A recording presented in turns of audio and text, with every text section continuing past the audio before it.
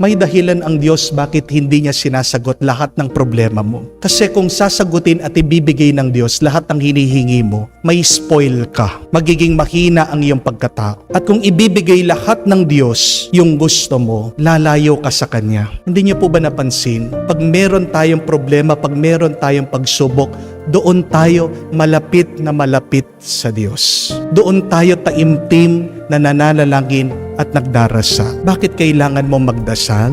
Hindi lang para magkaroon ng kasagutan sa problema mo. Pero sa pamamagitan ng iyong pagdarasal, maranasan mo sana ang Diyos.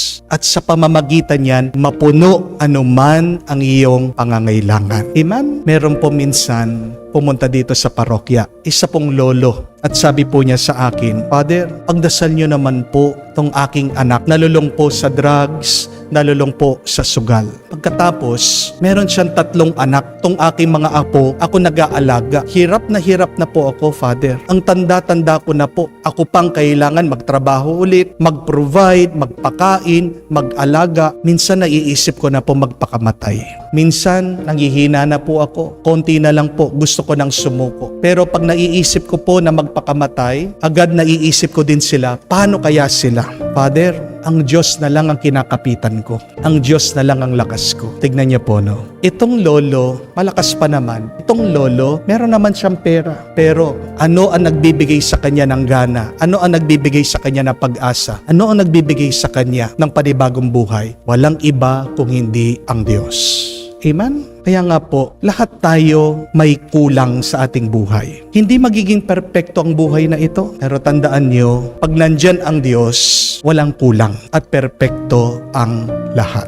So my dear friends, I invite you to pray the Our Father to help you in your problems. Hindi man mabibigyan na mabilis na kasagutan anuman ang inyong mga pagsubok ngayon, pero gamitin nyo ang turo na dasal ni Jesus para gisingin muli ang inyong nanghihinang kaluluwa, espiritu. Unti-untiin niyong dasalin ang Ama namin para mabuhay muli ang pag-asa sa inyo. Reflectively pray the Our Father. I tell you, you will experience God and His grace once again. And that will help you to go through your problem. Kung meron kayong oras na palaging balik-balikan, palaging isipin, pagmunihan, tikimkim sa puso inyong mga problema, dapat bigyan nyo din ng oras na ulit-ulitin nyo ang inyong pagdarasal ng Ama namin. Napakaganda nga ng turo ng isang santo, St. John Chrysostom, that the teaching of the Lord should not only be engraved in paper, in the book, in the Bible, but more importantly, engrave the teaching of Jesus in your minds and in your heart.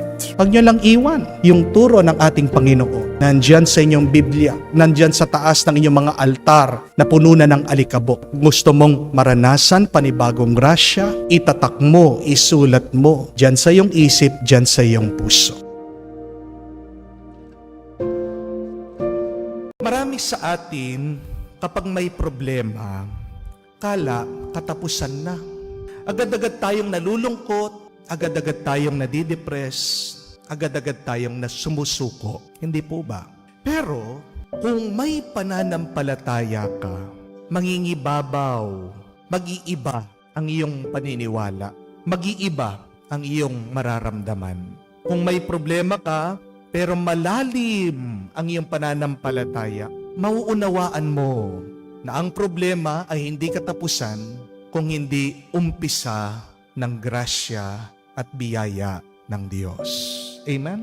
Kung nananalig ka sa Diyos at may problema ka, maiintindihan mo na ang lahat, kahit na ang problema, ay regalo.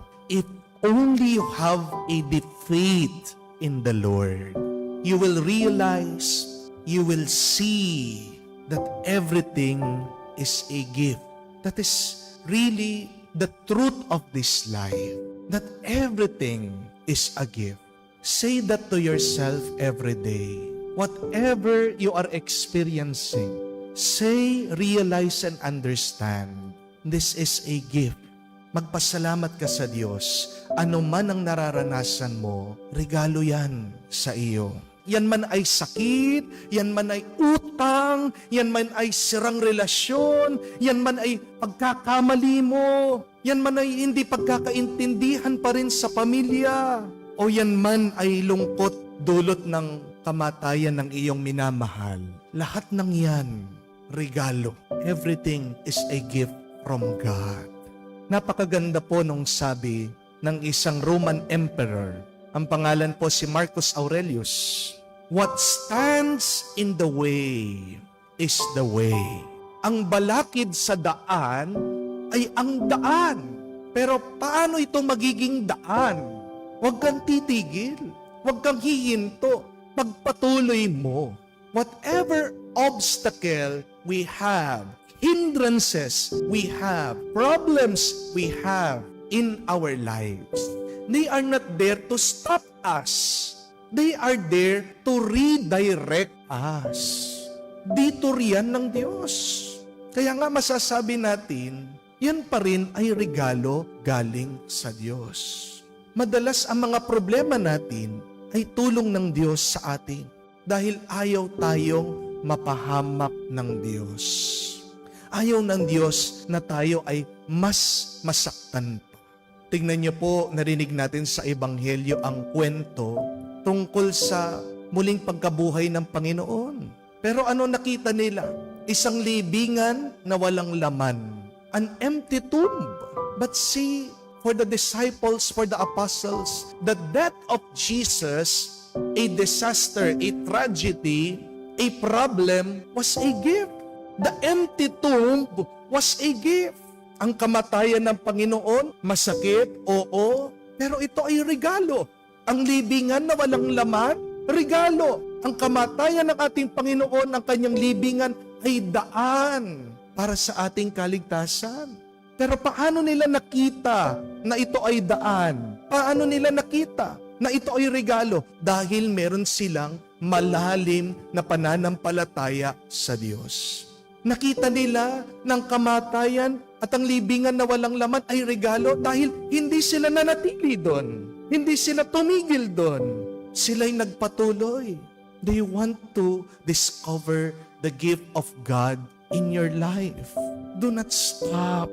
Continue beyond the death. Continue beyond the empty tomb. Continue beyond your tragedies, beyond your problems. The Lord is waiting for you. The Lord will give you something. The Lord will reveal something very beautiful to you. Kailangan ka lang magpatuloy at huwag kang titigil. Mayroon pong dumating dito sa parokya. Hindi ko po siya kakilala. Nagpapasalamat kasama yung pamilya niya. Umiiyak agad. Tapos sabi niya sa akin, Father, baka hindi niyo na po ako makilala. Pero last year, tumawag po ako sa inyo. Ako po yung babae na habang nagmamaneho, gusto kong magpakamatay. Dahil sobrang dami ng aking utang at dahil tinaboy ako, pinalayas ako ng aking mga anak, ng aking pamilya, dahil pati yung pera nila, nagamit ko doon sa aking project, doon sa aking trabaho. Pero salamat po, Father. Kasi tingnan nyo na po, after 1 year, naging okay din pala. At kasama ko po sila ngayon. Alam niyo po kung ano yung milagro doon. Hindi lang po yun. Sabi niya, Father, di kami Katoliko. 7th-day Adventist kami, sabi niya. Pero nagpapasalamat kami, bless mo kami. Tingnan niyo naman po, no? Gumawa ng paraan ng Diyos. Dati, gusto magpakamatay, nalampasan. Yung mga utang, nabayaran, nagiging okay na yung relasyon, umaasenso na yung negosyo. Pero hindi niya mararanasan yon kung tumigil siya. Hindi po ba? Hindi niya mararating yon kung nagpakamatay siya. Pero dahil dun sa problemang yon, naranasan niya ang tuwa, ang galak. We can never really experience real joy without passing through great sorrows. Amen? Hindi mo matatamasa, hindi mo mararanasan ang galak kapag hindi ka dumaan sa matinding lungkot at pangungulila. Kaya nga, tandaan mo, ano man ang problema mo, hindi pa katapusan yan. Nag-uumpisa pa lang. Our problems are the steps, the doorways to joy, to our happiness, to our peace. You have to move along. You have to go on and go on with great faith.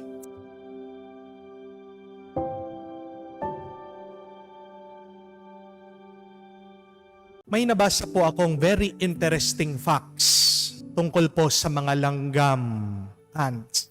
Alam niyo po ba, ang mga langgam, wala daw po mga baga. They do not have any lungs. At alam niyo po ba, ang mga langgam, wala pong tenga. They do not have any ears.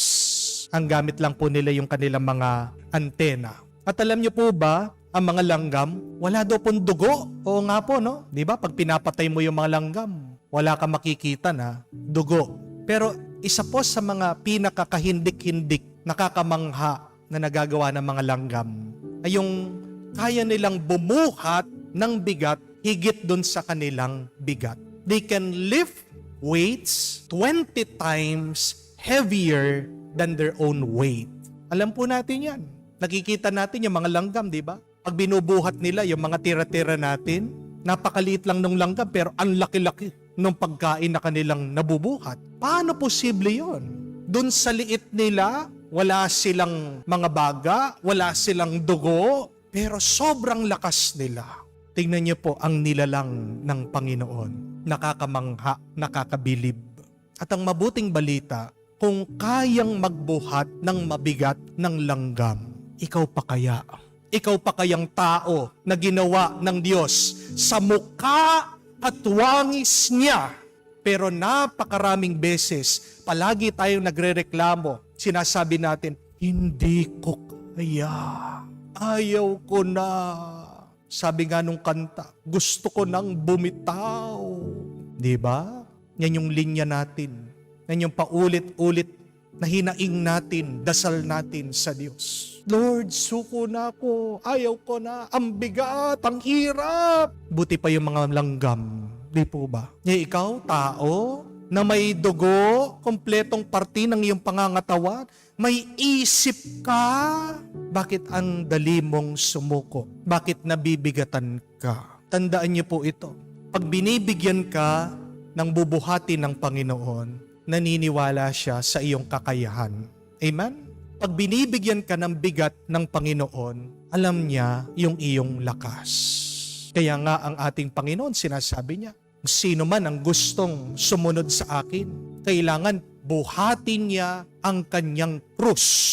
May kanya-kanya tayong mga krus, may kanya-kanya tayong mga suliranin, may kanya-kanya tayong mga problema. Buhatin mo yan. Bakit pinapabuhat ng Diyos? Kasi alam niya, kaya mo. Kung hindi mo kaya, in the first place, hindi dapat inutos ng Panginoon, buhatin mong krus mo. At kung alam ng Diyos, hindi mo kaya, tutulungan ka niya. Di po ba? Tandaan niyo po ito. Ang lakas ng ating buhay, hindi nagmumula yan sa labas. Amen? Saan nanggagaling ang lakas natin? Nasa atin na. Nandito na. Nasa iyo na. Nandyan na. Sa'yo. Sa puso mo. Sa kaluluwa mo. Ang kaluluwa mo ay parte ng Espiritu ng Diyos. Kaya nga nung ginawa tayo ng Diyos, huminga siya sa putik. Binigyan niya tayo parte ng kanyang Espiritu. Paano mo masasabing hindi mo kaya? Tatlong bagay ang nagpapalakas sa atin. Tandaan niyo po yan. Ang Diyos, ang pinagmumulan ng lahat ng lakas. Pangalawa, ang iyong pag-iisip, ang iyong paniniwala. Dahil kung ano ang iyong naiisip, yan ang iyong nararamdaman. Kung ano ang iyong nararamdaman, yan ang iyong bubuhayin, yan ang iyong gagawin. Pero pangatlo, ang nagpapalakas sa atin, ang iyong kaluluwa. Kaya nga, huwag ka sanang magreklamo. Huwag ka sanang agad sumuko. Gaano man kalaki sa tingin mo yung problema mong yan. Problema man sa pamilya, problema man sa pera, problema man sa trabaho, problema man sa iyong katawan. Wala mga yan. Dahil meron ng tatlong nagpapalakas sa atin. Ang Diyos, ang iyong paniniwala, ang iyong kaluluwa. Ang dami pong mga pumupunta din dito sa parokya. Mga nagpapatulong sa akin, nagpapapray over, nag-open up ng kanilang mga problema. At alam niyo po yung napansin ko, ito yung realization ko. Ito mga taong may problema, Napakalakas nila.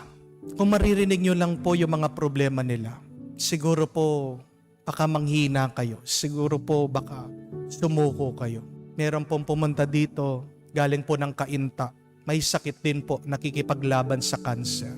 Nilapitan ako, nagpa-pray over. Tapos nagbibigay pa sa akin ng donation. Ako naman po, ayaw ko tumanggap sa mga may sakit. Pero sabi nila, Father, tanggapin mo kasi 'di ba sabi mo nga, blessing yan. Bine-bless kami ng Diyos. At nakita niyo po kahit na mahina yung katawan, sa mata ng tao, makikita mo yung lakas, lumalaban siya. Mahirap ang may sakit, di po ba? Mahirap nakikipaglaban sa sakit. Ako lang nga po ngayon, meron akong frozen shoulder. Hindi ko lang sinasabi, ilang buwan na. Nanonood po ako sa YouTube. Ano ang gamot? At nalaman ko po, wala talagang gamot. Minsan yung mga tao daw na may frozen shoulder, pwedeng sumakit yung kanilang balikat for 2 to 5 years. Ganun po katagal. Bigla na lang darating, biglang mawawala. Mahirap po yung masakit yung balikat, lalong-lalo na sa mga babae. Bakit? Kasi pag aalisin daw yung bra, hindi maabot. Di po ba? Kaya nga sabi ko sa Diyos, salamat Lord, hindi po ako nagbabra. Sakit na nga yung balikat ko, pagkatapos paano ko pa aalisin yung bra ko, di ba? Pero ang hirap, ini-imagine ko po yung kalagayan ng ibang tao. Buti na lang ako, yung aking kamay, saan ko ba ginagamit? Dito lang sa misa, kayang-kaya ko naman itaas.